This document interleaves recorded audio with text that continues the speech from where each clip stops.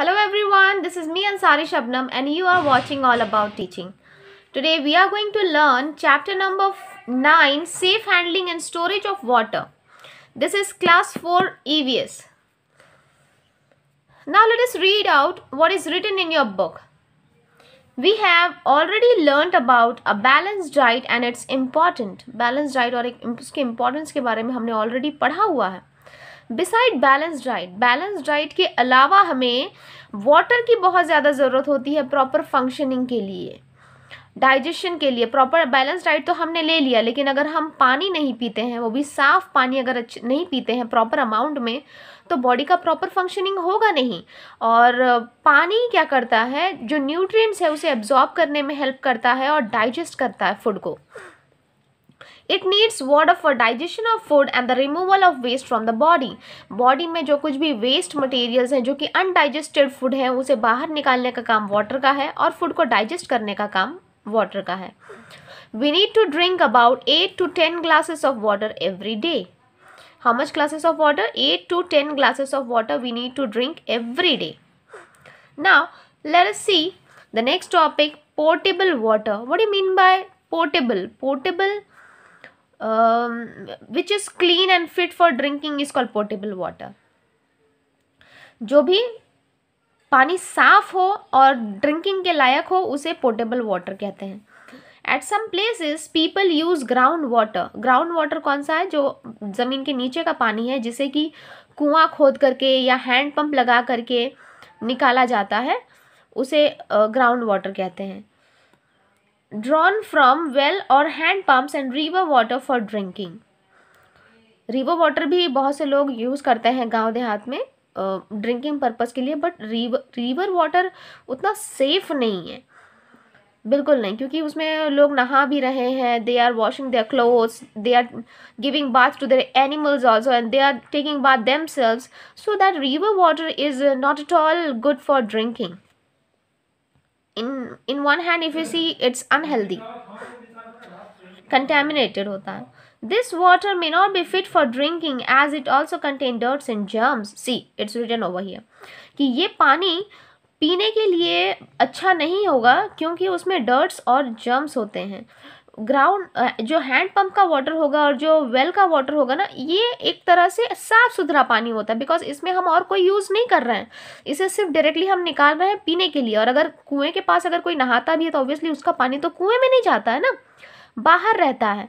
तो ये पानी पीने लायक होता है, बट हमें इसे फ़िल्टर करके पीना है. ऐसे नहीं कि बस निकाले और पी लिए.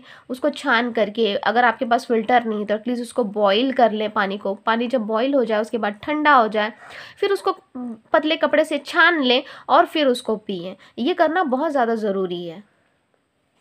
इन सिटीज़, अच्छा देखिए सिटीज़ में क्या होता है. In cities people get drinking water from taps. This water is cleaner than groundwater or river water. However, sometimes it may still contain germs. We should take care to drink clean and pure water. Drinking unclean water can cause diseases like jaundice, diarrhea, dysentery and cholera.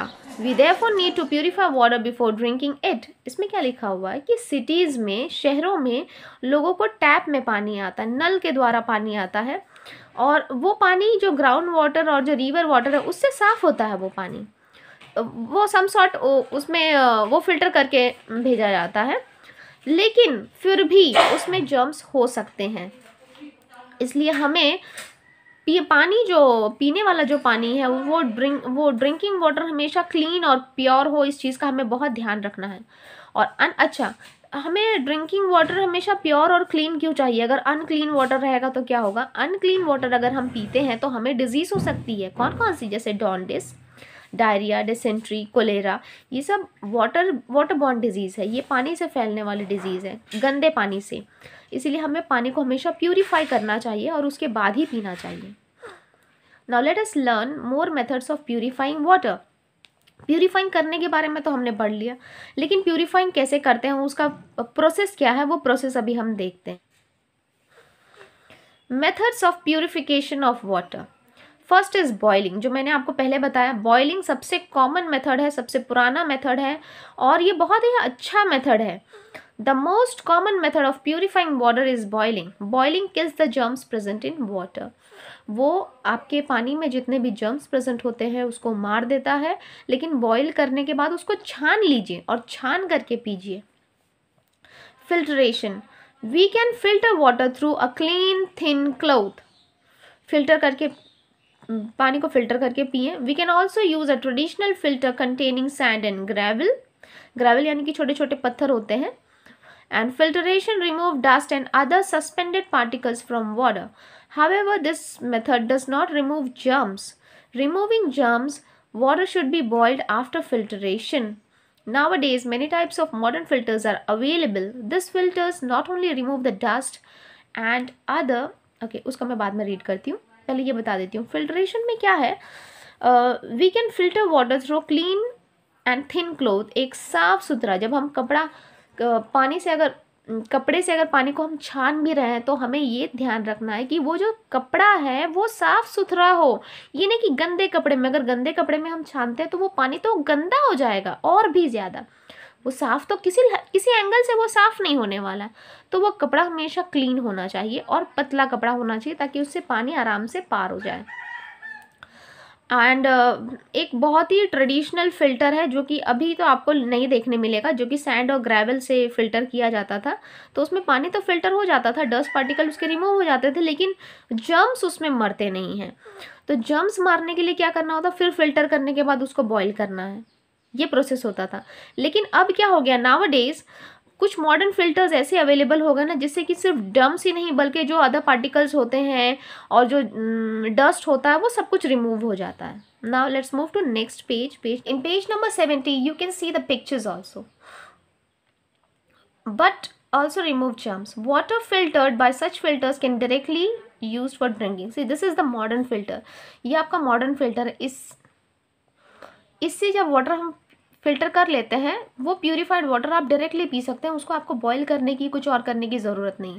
But इस filter से जब filter होता है पानी, तो उसके बाद उसको बॉईल करना ज़रूरी हो जाता है। अगर बॉईल नहीं करेंगे तो जर्म्स तो उसके मरे हैं नहीं, तो जर्म्स तो हमारे फिर और पेट में जाने ही हैं और फिर हमें बीमार कर देना है। Now let's come to number 3 is chlorination. Filtered water can also be purified by adding a small amount of chlorine in it that kills germs and make it fit for drinking. Chlorine डाल करके भी पानी को purify किया जाता है, germs को मार दिया जाता है और वो that is fit for drinking purpose. Come to next topic, and the next topic is need for avoiding stagnation of water. अच्छा, what do you mean by stagnation? Stagnation का मतलब है कि जमा होना, किसी भी एक जगह पर पानी का जमा होना, उसको हमें अवॉइड करना, उसको हमें दूर करना है। पानी जमा नहीं होने देना है। क्यों नहीं जमा होने देना है? अगर पानी जमा होगा तो क्या होगा, चलो हम रीड करते हैं और देखते हैं क्या होगा। Dirty and stagnant water is a major cause of disease. क्या है, डर्टी, गंदा और रुका हुआ पानी, कहीं भी ठहरा हुआ पानी, जमा हुआ पानी बहुत बड़ा मेजर कॉज है डिजीज़ फैलने का। सच water is a breeding place. Breeding place यानी वो पलने की जगह हो जाती है, जैसे मच्छरों के लिए पलने की जगह हो जाती है। Mosquito spread diseases like malaria, dengue, chikungunya. We all need to take care that water is not allowed to stagnate in old or broken container around our house. हमारे घर के आसपास कभी भी हमें पानी जमा होने नहीं देना है। बरसात के वक्त भी ऐसा होता है ना कि घर पर कुछ घर के छत पे, छप्पर में कुछ चीज़ें होती है पड़ी हुई, पुरानी चीज़ें, टायर है या कुछ भी ऐसा सामान है जिसमें कि पानी जमा हो सकता है। तो हमें ये ध्यान देना है कि बारिश में हम वो सारी चीज़ों को या फिर उल्टा रख दें या फिर वो सब खाली कर दें या वहाँ से हटा दें, क्योंकि पानी अगर जमा होगा तो फिर वहाँ पर ऑब्वियसली मॉस्किटोज़ ब्रीड करेंगे और जहाँ मॉस्किटोज़ ब्रीड करेंगे, मॉस्किटोज़ बढ़ने लगेंगे तो बहुत सारी बीमारियाँ फैलाएंगे। और ये बीमारियाँ कोई छोटी मोटी बीमारी नहीं है, इसमें आपके शरीर में बहुत नुकसान होता है और आप बहुत ज़्यादा वीक हो जाते हैं इन सब चीज़ों से। We should also change water in room coolers and flower pots after 2-3 days. हमारा जो घर में कूलर अगर है और हमारे घर में अगर हम फ्लावर पॉट्स रखते हैं तो वो फ्लावर पॉट में हर 3-4 दिन में पानी को चेंज करना बहुत ज़्यादा ज़रूरी है, वरना वही गंदा पानी रहेगा और पानी में गंदगी आ जाती है, डस्ट पार्टिकल्स एंटर करते हैं, गंदा जम जाता है और उससे फिर बीमारी फैलने का डर है। When water in room coolers cannot be changed, अगर रूम कूलर में पानी चेंज नहीं किया जा सके तो क्या उपाय है उसका? तो एक चीज़ हम कर सकते हैं कि 2 स्पून कैरोसिन का उसमें डाल दें ताकि मॉस्किटोज उसमें ना पले, मॉस्किटो उससे दूर रहें। इससे जर्म्स मर जाएंगे, मॉस्किटोज नहीं बढ़ेंगे। 2 स्पून, बट पानी मुझे लगता है कि साफ़ करने लायक होता है, और अगर नहीं है तो इस तरह से कर सकते हैं। I don't have a cooler at my home, so I don't know about it. If you have, you can better tell me in the comment section कि मैम कूलर में क्या होता है और कैसे आप लोग साफ़ करते हैं। मुझे अपना एक्सपीरियंस ज़रूर बताएं। Now let's move to the next topic, safe handling and storage of water. अच्छा, पानी को स्टोर करना और पानी को अच्छी तरह से साफ़ सुथरे ढंग से उसको हैंडल करना, कैसे करना है? People often store water in earthen pots. Yes, I also use earthen pots. Earthen pots का मतलब है ये जो मिट्टी के बर्तन होते हैं ना, ये मिट्टी के बर्तन में पानी को रखना, या फिर कॉपर या ब्रास और स्टील से बने हुए बर्तनों में पानी रखना। ये मोस्टली लोग इसी तरह से रखते हैं, और मैं भी प्रेफर करती हूँ कि कॉपर, ब्रास और स्टील के बर्तन में और earthen pots में पानी रखते हैं, खास करके गर्मी के वक्त। Water can be stored in different types of pots and containers. पानी हम किसी भी तरह के पॉट में, या साफ़ सुथरा होना चाहिए, या देखिए इन्होंने एक डेगची में पानी रखा हुआ है। पानी किसी भी चीज़ में हम स्टोर कर सकते हैं, बस है कि वो साफ़ सुथरा होना चाहिए। Now let us C page number 71। People also store water in plastic containers like bottles or buckets, or in container made up of metals like aluminium or steel. अच्छा, ये जो एल्यूमिनियम और स्टील का ना, this one I have eight my home, ये मेरे पास है घर में। बॉटल्स भी हम रखते हैं और ये भी है, and this one is also there. This one I don't have, पहले ये हुआ करता था, अब ये नहीं है।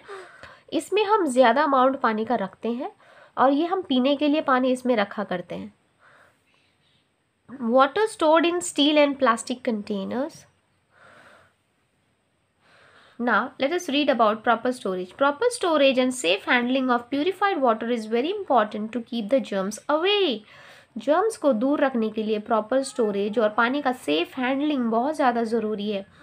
यानी हम साफ़ सुथरी जगह में रख रहे हैं और उसके बाद साफ़ सुथरी चीज़ों से पानी को हैंडल भी कर रहे हैं। ये नहीं कि पानी में बस हाथ डुबा दिया और उसमें से ग्लास में से पानी निकाल रहे हैं और पी रहे हैं, फिर वही जूठे ग्लास में फिर कर रहे हैं।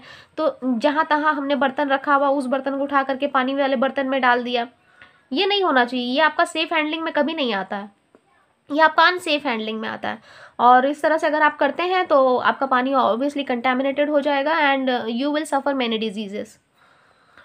सम ways of proper storage and safe handling of waters are suggested below. देखिए कुछ सजेशंस यहाँ पर दिए हुए हैं, जैसे कि water should always be covered in clean and covered container. एक तो साफ़ सुथरे में, और वो कंटेनर ढका हुआ होना चाहिए, उसमें कवर लगा हुआ होना चाहिए। Next one is we should never dip our hand in water storage for drinking purpose. और पानी पीने के लिए हमें जिसमें भी पानी रखा हुआ उसमें अपना हाथ डुबाना नहीं चाहिए, कि हाथ डुबा करके हम उसमें से निकाल रहे हैं, ये गलत बात है। हाथ डुबाना नहीं चाहिए, क्योंकि आपके हाथ में जर्म्स होते हैं, बिल्कुल होते हैं। और पानी पीने से पहले मुझे लगता है कि शायद ही कोई हाथ धोता होगा। खाना खाने से पहले सब कोई हाथ धोता है, लेकिन पानी पीने से नहीं धोता है। तो जब आप पानी पीने के पहले हाथ नहीं धोते हैं और आप वही हाथ पानी में अगर डुबा देंगे तो पानी में तो जर्म्स चला जाएगा। तो आपने जितना भी आप पानी को फ़िल्टर किया हुआ हो, या फिर जो कुछ भी मॉडर्न टेक्निक्स यूज़ की हुई है, तो उससे क्या फ़ायदा होगा? कोई फ़ायदा नहीं होगा, फिर आपका पानी कंटेमिनेटेड हो जाना है। See, we should use a ladle. इस तरह का लैडल यूज़ करना चाहिए। ये देखिए यहाँ पर आपके पिक्चर में बना हुआ है, इस तरह का लैडल यूज़ करना चाहिए पानी उठाने के लिए हमेशा। We should use a ladle or some other clean utensils to take out water from a container. कुछ और utensils यूज़ करने से अच्छा तो मैं कहूँगी कि ये ladle यूज़ करें, बिकॉज इसको आप हैंडल में पकड़ते हैं तो आपका हाथ उसमें डूबता नहीं है, और सिर्फ ये वाला पोर्शन पानी में डूबता है और आपका पानी आ जाता है बाहर। ठीक है ना? And we should also drink water that has been stored for many days. We should not drink. हमें जो पानी बहुत दिनों से स्टोर किया हुआ है उसको नहीं पीना चाहिए। इफ़ पॉसिबल, अगर आपके यहाँ पानी की बहुत कमी नहीं है तो एवरीडे पीने वाला पानी एवरीडे आप चेंज करें, और चेंज करने से पहले वो बर्तन को धो लें, उसको धो धा के साफ़ करें, उसके बाद उसमें स्टोर करें पानी। Thus we realize that we not only need to conserve water but also make sure that the water used for drinking is clean, pure and potable. Hence, we ensure that water that is meant to help us does not get polluted. देखिए, ये एक तरह से resolution लिया गया, एक तरह से कसम खाई गई है कि पानी को हमें सिर्फ कंजर्व ही नहीं करना बल्कि हमें मेक श्योर करना है कि वो पानी साफ़ सुथरा हो, बिल्कुल प्योर हो, पीने लायक हो, और जो पानी हमें इतनी मदद पहुंचा रहा है उस पानी को हम गंदा ना होने दें, उसे कंजर्व करें। ये बहुत ही ज़्यादा ज़रूरी है। अब कुछ कीवर्ड्स है, इसको भी देख लिया जाए। See the keyword first is filtration. Filtration का मतलब क्या है? A method for removing dust and other suspended particles from water. एक मेथड जिससे कि हम डस्ट और पानी में कुछ और भी अगर पार्टिकल्स हैं तो उसको रिमूव करने के लिए जो मेथड यूज़ होता है उसे फिल्टरेशन कहते हैं। Next is germs, extremely small living beings which can cause diseases. जो disease causing small living beings हैं उसे हम जर्म्स कहते हैं, जिसे हम कीटाणु कहते हैं। पोर्टेबल वाटर, पोर्टेबल वाटर यानी वाटर जो फिट फॉर ड्रिंकिंग है। Purification, purification means method of cleaning, clean करने का जो मेथड है उसको प्यूरिफिकेशन कहते हैं। स्टैग्नेंट वाटर यानी कि जो स्टिल वाटर है, जो स्टैंडिंग वाटर है, यानी कि जो वाटर थमा हुआ पानी, रुका हुआ पानी, जमा हुआ पानी, उसको स्टैग्नेंट वाटर कहेंगे, जमे हुए पानी को। I hope you have understood the explanation part of this chapter. In next video, I'll be providing the question answers to you. In case if you want something extra from me, please let me know through comment. If you are new, please subscribe to the channel.